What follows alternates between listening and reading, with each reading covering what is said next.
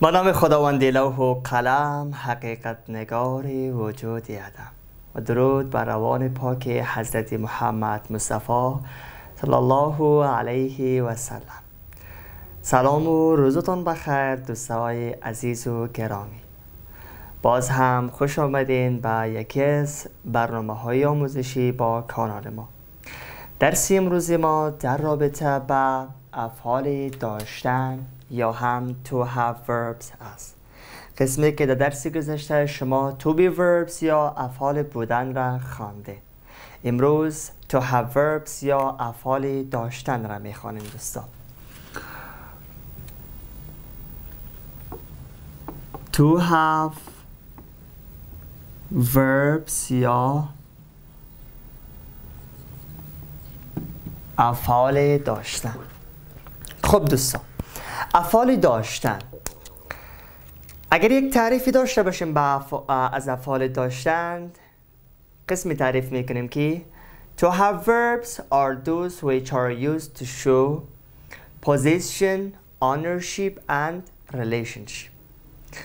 افعال داشتن آنهایی هستند که جهت نشان دادن مالکیت و رابطه و کار می‌روند. خب دوستان باید داشته باشید که افعال داشتن هستن که همیشه در جمله استعمال میشن. سه چیز نشان میده: یکی ملکیت و دیگه مالکیت و دیگه رابطه را نشان میده. هر وقتی که یک جمله را میخواستین شما به انگلیسی تبدیل بکنین یا میخواین صحبت بکنین، شما اول جمله را درست بخوانین، ببینین که جمله چی معنی را ایفاده میکنه و چی را نشان میده. قسمی که در درس گذشته افعال بودن که خواندین، یک جمله را مثلا شما میخواندین، اگر جمله حالت را نشان میداد از فعل بودن استفاده میکردین، اگر جمله موجودیت موقعیت نشان میداد از فعل بودن استفاده میکردین. امی قسم از افعال داشتن هم استفاده بکنین دوستا. اگر در یک جمله میبینین که ملکیت و مالکیت را نشان میده، از فعل داشتن استفاده کنین. خب دوستا، میبینیم که افعال داشتن چند دانه هستن، کدام ها هستن، کدام یکی در زمان حال استعمال میشه، کدام یکی در زمان گذشته استعمال میشه. افعال داشتن قراری زائل هستن که have است، has است و had. اینی سه تا دوستا افعال داشتن هستن که have و has در زمان حال استعمال میشون و ملکیت و مالکیت و رابطه را نشان میدن در زمان حال. و had هم در زمان گذشته استعمال میشود، ملکیت و مالکیت و رابطه را نشان میده در زمان گذشته. خب دوستان، ملکیت و مالکیت به معنی چی؟ مثلا این مارکر از ما است، من مالک مارکر است و من مارکر هم ملکیت شخصی است. اینه میره میگن ملکیت و مالکیت. و همچنان رابطه را نشان میده، چون که ما بین اشخاص هیچگاه ملکیت و مالکیت وجود نداره و نمی داشته باشه، بنابراین ما بین اشخاص وقتی استعمال میشه رابطه را نشان میده. خب دوستان، حالا میریم اول زمان حالش را میخوانیم، بعد از باز میریم در زمان گذشته. ضمایر فاعلی که 7 تا هستن دوباره لیست میکنیم. اینجا میبینیم که در زمان حال برای کدام یکی از ضمیرمان از کدام یکی از فعل داشتن استفاده میشه. ضمایر فاعلی قرار زائل هستن که I, we, you, they, he, she, it. اینی 7 تا ضمایر فاعلی هستن دوستان. خب در زمان حال برای ضمیر فاعلی I, we, you, they، برای 4 دانه ضمیر اولمان ما از have استفاده میکنیم. از have. I have, we have, you have, they have. برای 3 تا ضمیر آخرمان که شخص سوم مفرد براشون خطاب میکنن از has استفاده میکنیم. has. He has, she has, it has. ببینیم که اینا چی معنی را ایفاده میکنن. I have، من دارم. We have، ما داریم. You have، شما دارید. They have، آنها دارند. He has، او مرد دارد. She has، او زن دارد.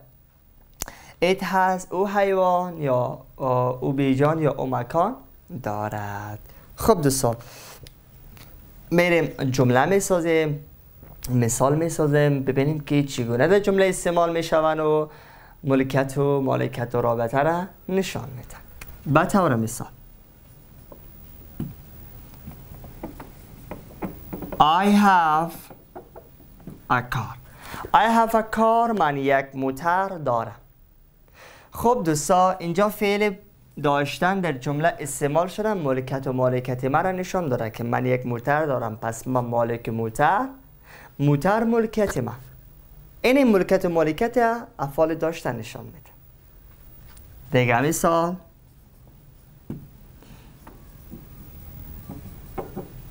You have a house. You have a house. شما یک حولی دارید. شما یک حولی دارید. خب دوستا وقتی شما که یک حولی می داشته باشین پس شما مالک حولی می باشین و حولی ملکیت شما می باشه که اینمی ملکیت و مالکیت را فعل داشتن اینجا در جمله استعمال شده نشان داده. همچنان گفتیم جهت نشان دادن رابطه هم به کار می رود.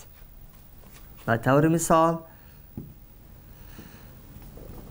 He has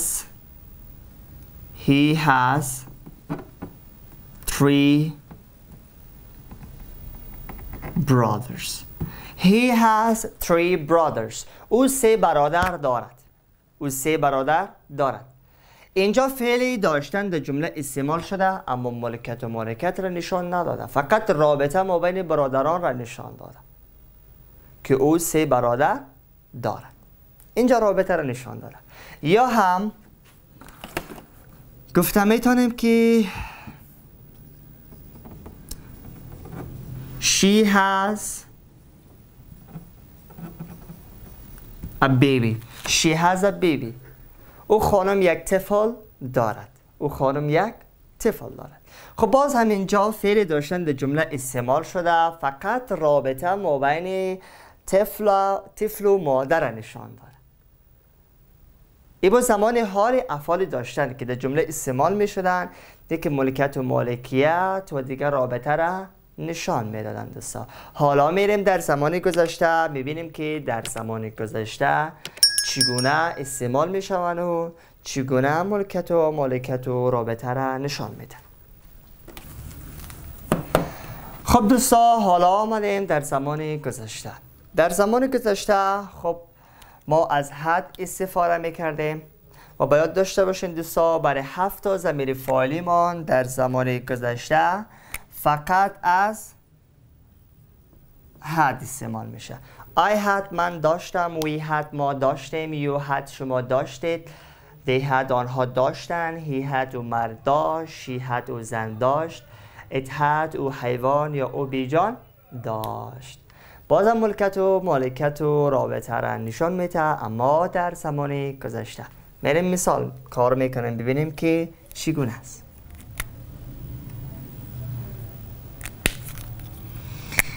به طور مثال I had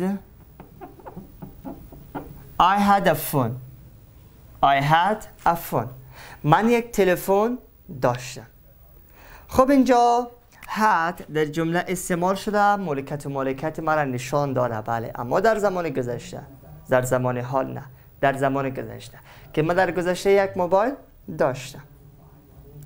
ملکیت و مالکیت نشان داده در زمان گذشته.